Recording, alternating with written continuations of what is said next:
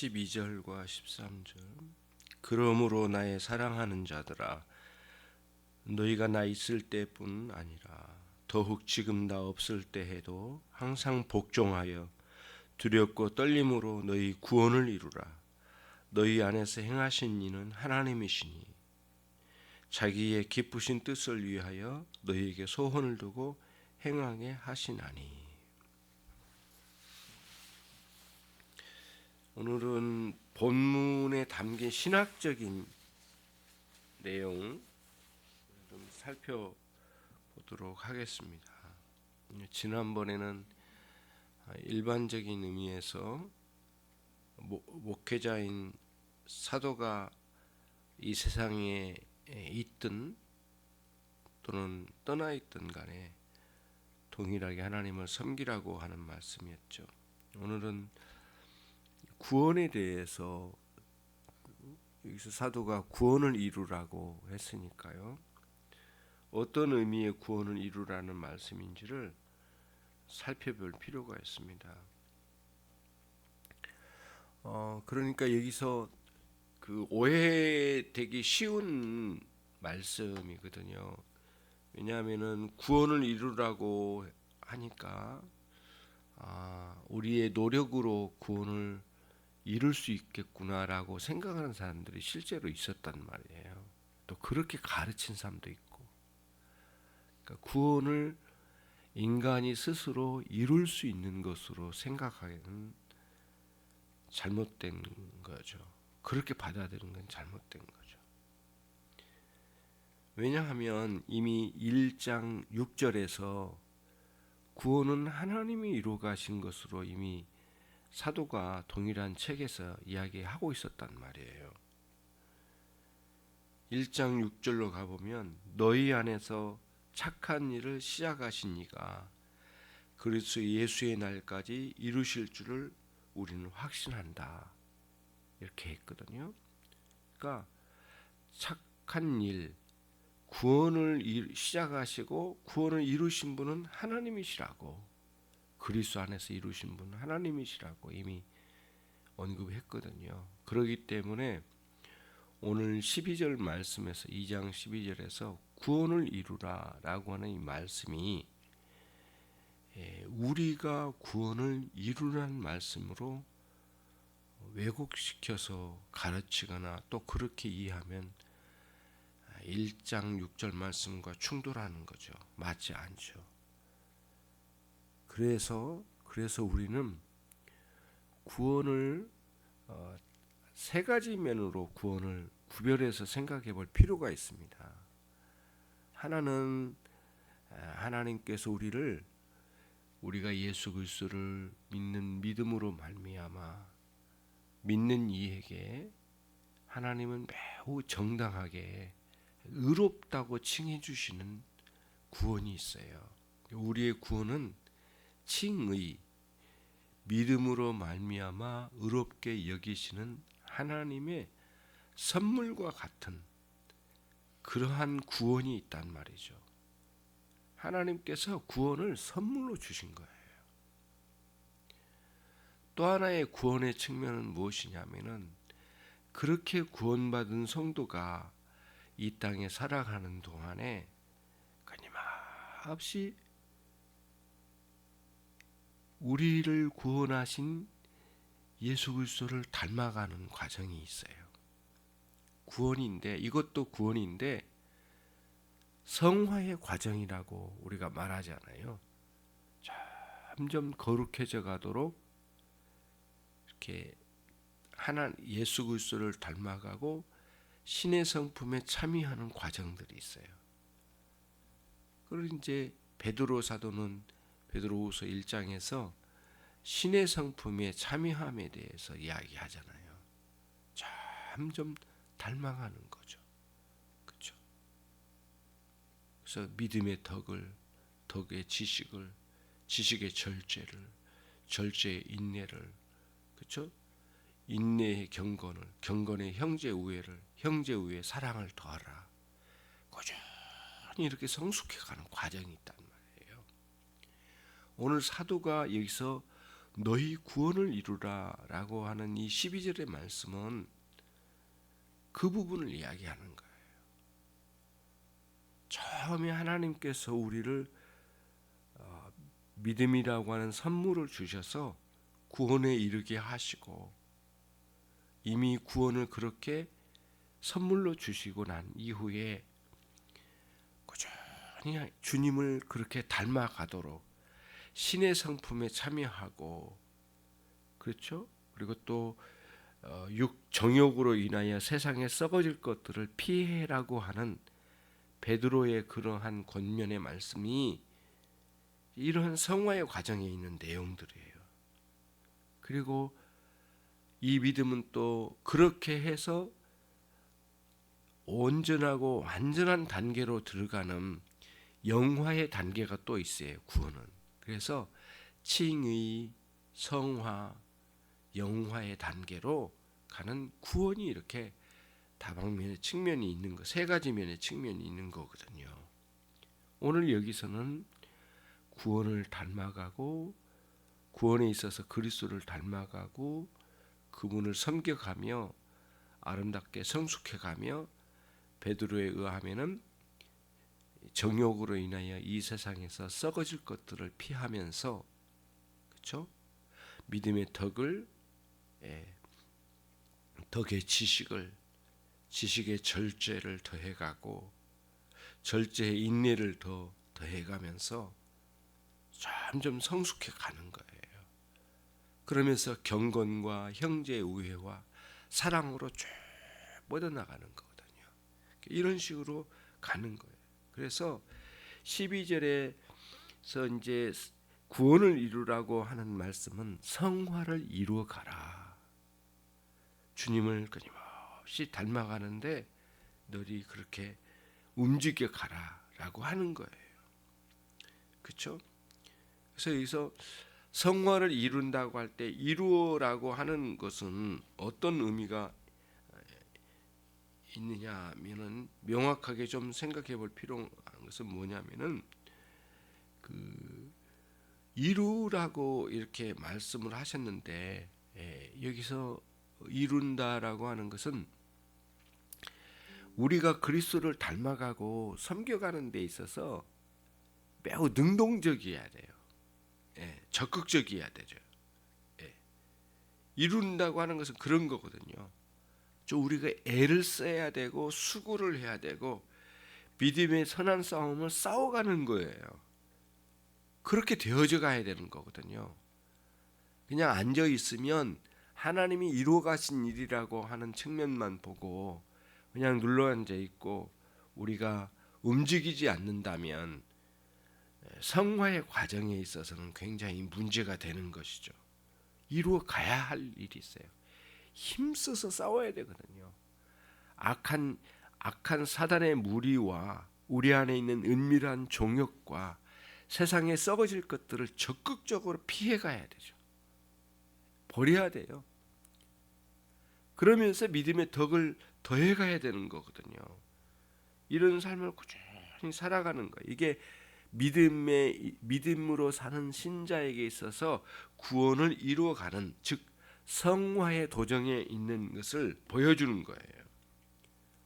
그러면 이제 그 다음 단계 우리가 또 생각해야 할 것은 뭐냐면은 이런 거예요.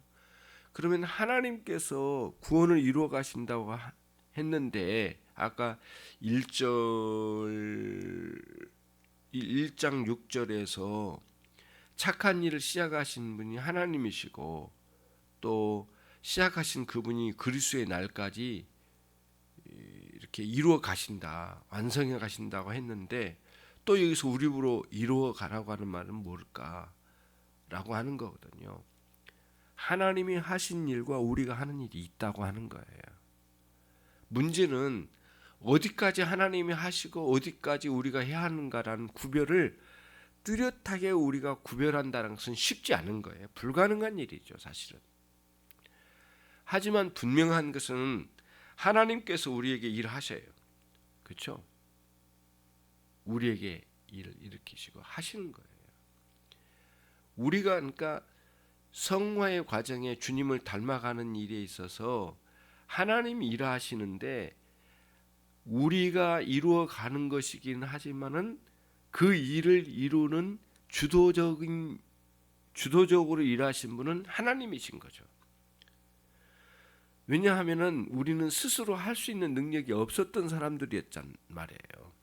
로마서 8장 7절에서도 육신의 생각은 하나님과 원수가 되고 이는 하나님의 법에 굴복하지도 아니할 뿐만 아니라 할 수도 없고 하나님의 말씀에 법에 순종할 능력도 그럴 기력도 할 의향도 없었던 사람들은 우리였어요. 하나님께서 착한 일을 시작하셨어요. 이루어 나가시는 거예요. 성화의 과정에 있어서도 마찬가지예요. 하나님께서 주도적으로 일하셔요. 그래서 하나님의 그 큰 사랑으로 우리 가운데 일하시는데 베드로후서 1장 3절에도 생명과 경건에 속한 것을 모두 우리에게 주신다고 했거든요. 하나님께서 주도적으로 일하신 거예요. 문제는 하나님께서 우리 안에 역사하셔서 일하신다는 게 오늘 본문의 내용에서 우리에게 아주 중요한 내용을 주셔서 13절에 보면 너희 안에서 행하신 이는 하나님이시니 하나님은 만물을 창조하시고 온 우주 만물을 다스려 가시고 인간의 역사와 이 사회의 구성과 교회와 국가와 사람들과의 관계, 각 가정 모든 그리고 이 세상에 있는 자연 만물까지 모두 다스려 가시고 통치해 가시는 하나님이시거든요. 우리 밖에서 그렇게 일하시는 하나님이세요.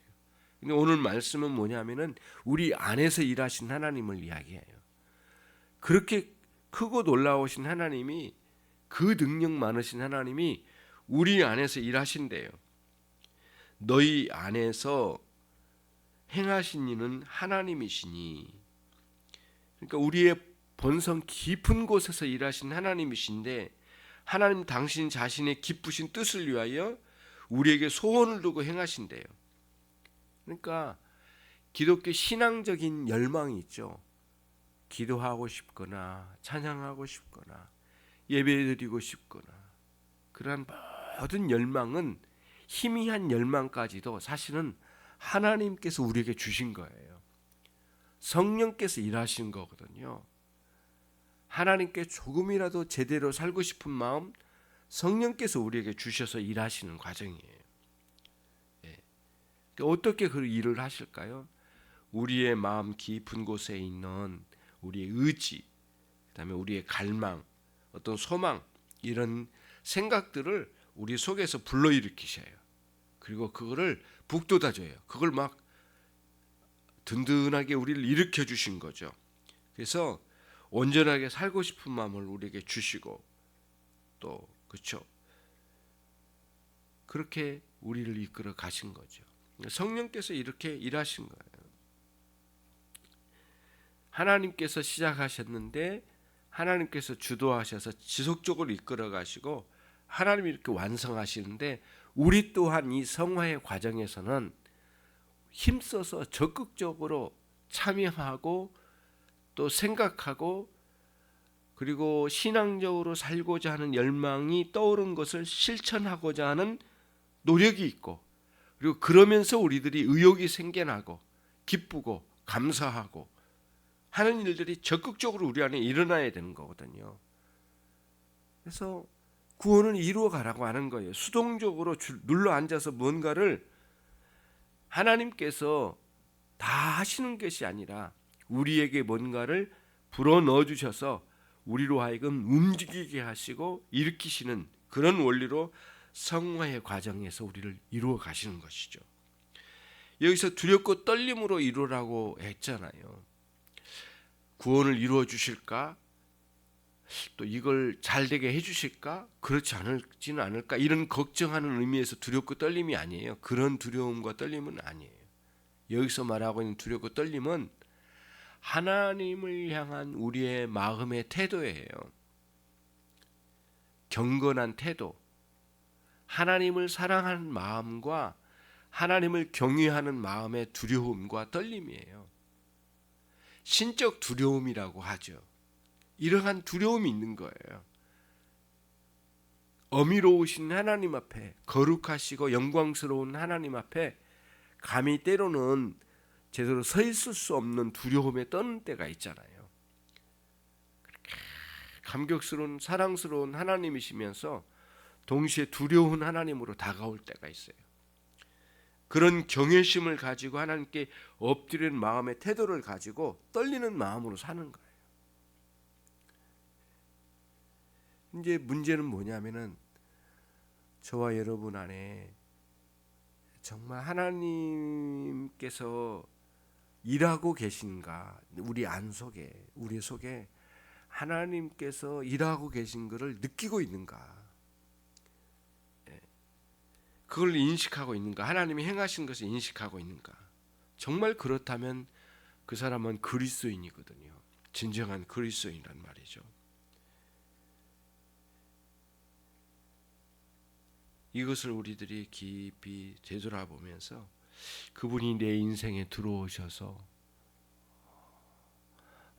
활발하게 일하시고 계심을 느끼고 또 그걸로 인해서 감사하고 감격하면서 적극적으로 떠오르는 무언가를 실천하고 거룩한 삶을 살고 싶어하고 하나님께 나가고 싶고 더 기도하고 싶고 말씀을 깨닫고 싶어하는 마음들이 하나님께서 성령을 통하여 우리에게 부어주신 것이니까 적극적으로 순종해 나가고, 또 부정적인 의미에서 정욕으로 인하여 이 세상 가운데 썩어질 것들을 늘 피하라고 하는 베드로후서 1장의 말씀과 같이 그런 것들을 적극적으로 피하여 버리고 던져버려야 되죠. 그렇죠? 우리 안에 있는 정욕으로 떠오른 것들과 싸워가야죠. 그렇죠? 그렇게 적극적으로 살아가는 거예요. 실천적으로 사는 거예요. 움직이고 싸워야 되는 거거든요. 이런 요소 없이 눌러 앉아서 무엇이든지 자동적으로 되어질 것처럼 말하는 것은 기독교 사상이 아니에요. 주님께서 우리의 생애를 주관하고 계십니다. 이미 구원을 시작하셨고 이루 가신 중에 있습니다. 그분께 의탁하는 이 한날이 되게 하시고 되길 바라고 또 하나님께서 이끌어 주실 줄로 확신합니다. 주님 감사합니다. 주께서 이 아침에도 복된 말씀을 주셨습니다. 구원을 이루어가는 문제, 특히 성화의 과정에 있는 우리의 삶을 살펴보았습니다. 오늘 또 성령께서 말씀으로 우리 가운데 역사해 주실 때 우리가 온전히 순종해 나가는 하루가 되게 해 주옵소서. 예수 그리스도의 이름으로 기도 올리옵나이다.